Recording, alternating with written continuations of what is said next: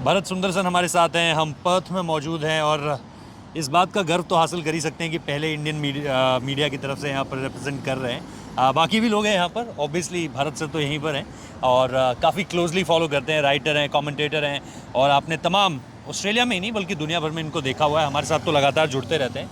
But Bharat sir, just ये जानने से पहले कि आज के मैच सिमुलेशन में क्या हुआ, ऑस्ट्रेलियन मीडिया कैसे देख रहा है इस सीरीज़ को? बिकॉज आप लास्ट टाइम भी थे, वो तो बहुत चैलेंजिंग सीरीज़ थी, आपने किताब लिखी है पूरी की पूरी उस पर। आप फॉलो कर रहे हैं इसे काफ़ी लंबे समय से। इस बार का क्या है वाइब, थोड़ा सा बताएंगे इंडियन ऑडियंस को कि क्या वाइब है इस बार की बीजीटी का? नहीं, आई मीन आप देख लीजिए, 4 दिन पहले प्रॉबेबली इतिहास में पहले बार ऑस्ट्रेलियन न्यूज़पेपर में हिंदी और पंजाबी टेक्स्ट में हेडलाइन चले थे और विराट कोहली का बड़ा कटआउट पोस्टर था और बाकी सब इंडियन क्रिकेटर्स का पोस्टर चले थे। तो हाइप तो बहुत ही ज़्यादा है ये बार। जब भी इंडिया आता है बड़ा चीज़ होता है, लेकिन ये बार और भी है बिकॉज क्या 10 साल हो गया ऑस्ट्रेलिया ने इंडिया को हराया नहीं। अभी पैट कमिंस ने भी बोला है कि वो कभी जीते ही नहीं है इंडिया के खिलाफ। सो बहुत ज़्यादा हाइप है ये बार। इस बार आपको लग रहा है कि ये जो मैच सिमुलेशन आज हुआ है, वरी साइंस है इंडिया के लिए, आपको लगता है? बिकॉज उतना कॉन्फिडेंस नहीं मिला। सेकेंड बैटिंग जब सारे के सारे आए, बीट शुभमन गिल, बीट विराट कोहली, आपने पूरा दिन देखा है, थोड़े कॉन्फिडेंस ज़्यादा लगे। But if you compare it with the जो उन्होंने पहले बैटिंग करी आज, कोई भी कॉन्फिडेंस नहीं दे रहा था। कि क्या लग रहा है आपको देखकर, इंडियन बैटिंग को देखकर? आई मीन ये देखिए, फर्स्ट डे है उनका भी, नेट्स में भी उन्होंने बैटिंग किया है लास्ट 2-3 दिन, तो ज़्यादा हमें रीड भी करना नहीं चाहिए क्या हो रहा है इसमें। लेकिन हाँ, ऑब्वियसली ये अच्छा टाइम है अगर आपको कोई गलतियों पे आपको वर्क करना है। तो अब विराट कोहली को ले लीजिए, उन्होंने 2 बढ़िया कवर ड्राइव मारा जो पहले बार बैटिंग किया उन्होंने। फिर जैसा वो काफ़ी बार आउट हुए हैं उनकी करियर में, वो थोड़ा आउटसाइड ऑफ स्टंप एज लग के आउट हो गए। फिर गए वो नेट्स में 2 बार बैटिंग किए। एंड आपने भी देखा होगा कि सेकेंड टाइम जब भी बैटिंग कर रहे थे वो मच टाइटर था उनका टेक्निक। ये तो टाइम लगेगा ही, एक्लेमेटाइज हो रहा है। बट जस्ट आप आई थिंक जो मेरा बड़ा टेक अवे था आज उनको देख के, पूरा इंडियन टीम को देख के, कि they are much happier batting on a pitch like this जैन जो उनको मिलता है आजकल इंडिया में, जो बहुत स्पिनर्स काफ़ी स्पिनर फ्रेंडली हो जाते हैं, बहुत हावी हो जाते हैं उन पर। तो ओवरऑल आई थिंक मुझे काफ़ी खुश लगे वो लोग ये पिच पर बैटिंग करने के।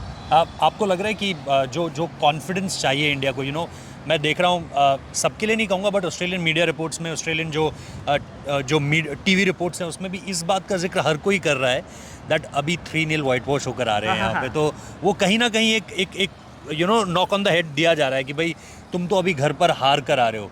सो डू यू थिंक ये चीज़ है इस समय पे ऑस्ट्रेलिया के माइंड में भी है, टीम के माइंड में भी है कि ये शायद ऑस्ट्रेलियन टीम इसको हराया जा सकता है? आपने जो कहा कि पैट कमिंस ऑलरेडी कह रहे हैं, बाकी सारे क्रिकेटर्स भी कह रहे हैं, डू यू थिंक इस बार है कि वो आमरी में आपको दिख रहा है कि कुछ ना कुछ है, होल है?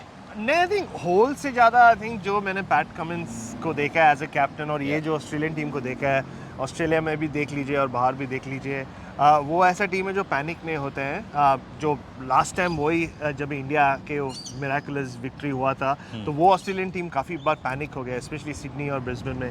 मुझे नहीं लगता ये पैनिक होने वाला है। तो उनके इस खिलाफ और उनके साइड से आप देखेंगे तो आई थिंक वो काफ़ी बहुत बिलीफ है उनमें।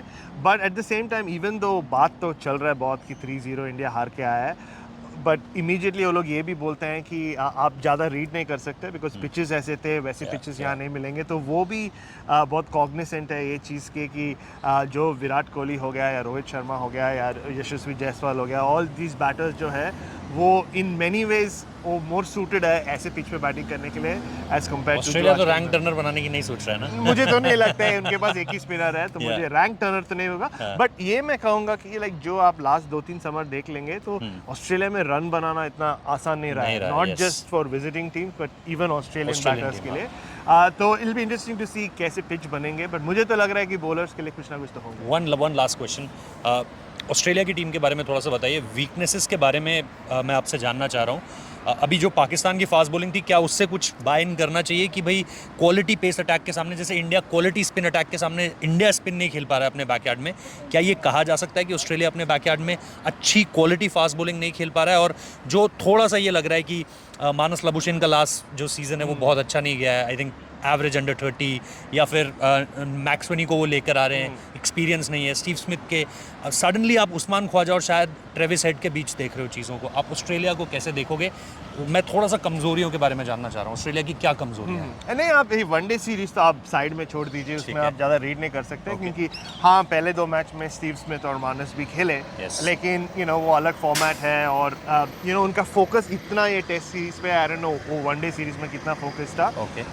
बट हाँ, ये बात है कि last 2 summer, specially last summer जो था, जब उन्होंने देखा 2 इनएक्सपीरियंस पेस अटैक आ रहे हैं पाकिस्तान और वेस्ट इंडीज़ के, तो सबको लगा कि ये fill your boots up kind of summer है। Yeah. वो हुआ नहीं, और ये सच है कि स्टीव स्मिथ का भी एवरेज 56 हो गया है। तो लास्ट टाइम उनका एवरेज इतना और कम तो नहीं है, 56 बहुत ज़्यादा है, बट उनके स्टैंडर्ड से वाज दिसंबर 2015, और मार्नस का 50 से कम हो गया average for the first time since November 2019। तो जितना वो रन बनाना चाहते हैं एज ए टीम, वो नहीं बना रहे हैं। तो वो वीकनेस तो नहीं कहूँगा, बट वो उस पर इंडिया डेफिनेटली एडवांटेज उठा सकता है उनके बॉलिंग अटैक के साथ। ओके, तो मैं चाह रहा था कि आज के दिन जो हुआ उस पर बात ज़्यादा ना की जाए, बल्कि थोड़ा सा एक हवा जानी जाए कि ऑस्ट्रेलिया में आने के बाद की हवा क्या है यहाँ पर। एंड मुझे ऐसा लगता है ये भरत सर से बेटर मेरे लिए तो अभी कोई नहीं हो सकता है यहाँ पर बात करने के लिए। सो दैट्स वाई इनसे सारे के सारे सवाल पूछे। यहाँ से अब आगे का टूर आपको लगातार मिलने वाला है, ईच एंड एवरी रिपोर्ट। तो प्लीज़ इन्हें भी पढ़िए, इन्हें भी सुनिए, इन्हें भी देखिए, हमें भी पढ़िए, हमें भी सुनिए, हमें भी देखिए। Thank you so much from Perth.